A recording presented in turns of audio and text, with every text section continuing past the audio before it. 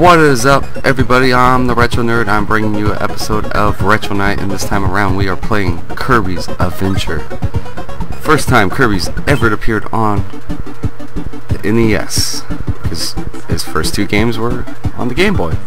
And let's just say that this is also the first appearance of Pink Kirby, because Kirby was originally white, because he was going to be on the Game Boy console. Game Boy console really didn't have color besides that damn fucking disgusting ass green screen. But anyways, so Kirby didn't have color. He was originally white. I probably discussed this already once before for when I played Kirby's, was it like Nightmare in Dreamland? I think it was Nightmare in Dreamland for the Game Boy Advance. But anyways, we were playing Kirby's Adventures, which is his first console release for the NES. So pretty much in this game, it's the same premise as all Kirby games. Go through a level, or a door, or whatever you want to call it. You pretty much go through a door, go through the level, progress, and you'll end up fighting like a mini boss at the end. Suck up enemies to gain powers. Well, no, because in the first Kirby, Kirby's Dream Land, Kirby didn't suck up people for powers, I don't think. Not yet. It wasn't until either this one or Kirby's Dream Land 2 that they gave him the whole ability that he can take people's powers. Can't remember. It's been a while since I played Kirby's Dream Land. But anyways, so pretty much you go around sucking up people, like certain enemies. Only certain enemies that have like attacks, like there's the Waddle Dee that only has one eye that can shoot like a beam. Then there's like some flame ones. There's the knight that you can take the sword from. All that stuff. But you suck up those guys, you know, you'll gain their abilities and you can progress through the game with those abilities.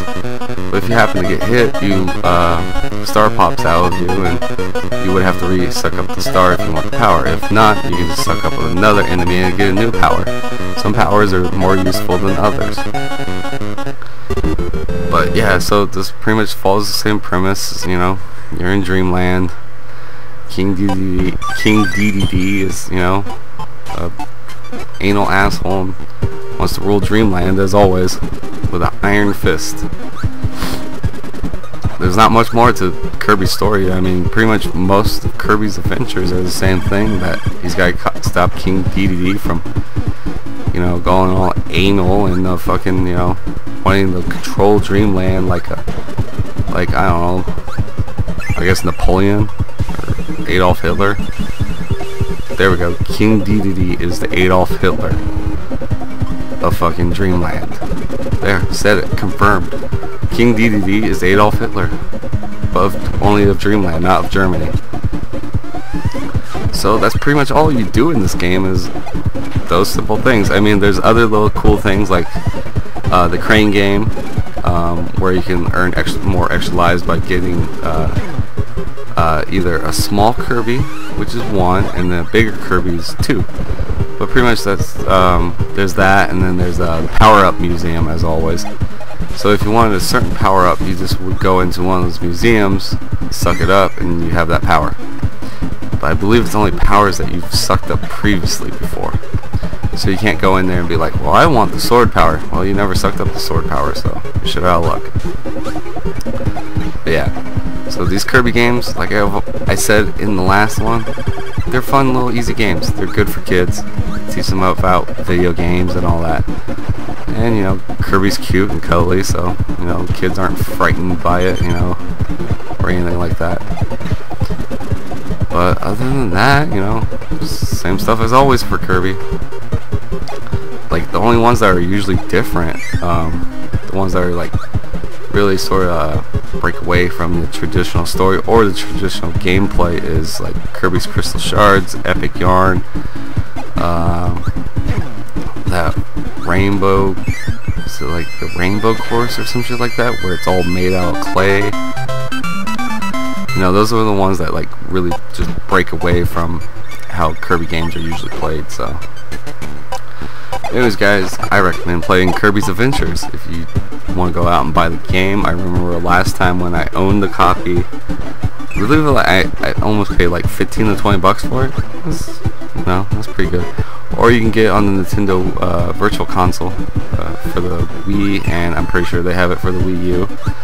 I paid, let's see, NES games. I think NES games are 500 Microsoft points.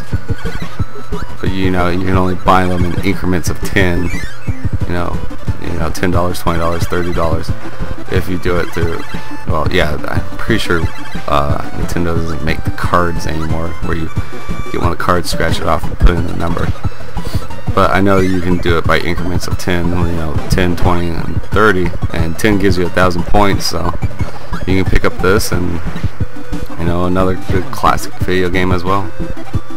So, anyways guys, I've been the Retro Nerd. This has been an episode of Retro Night. And as always, Retro Nerd out.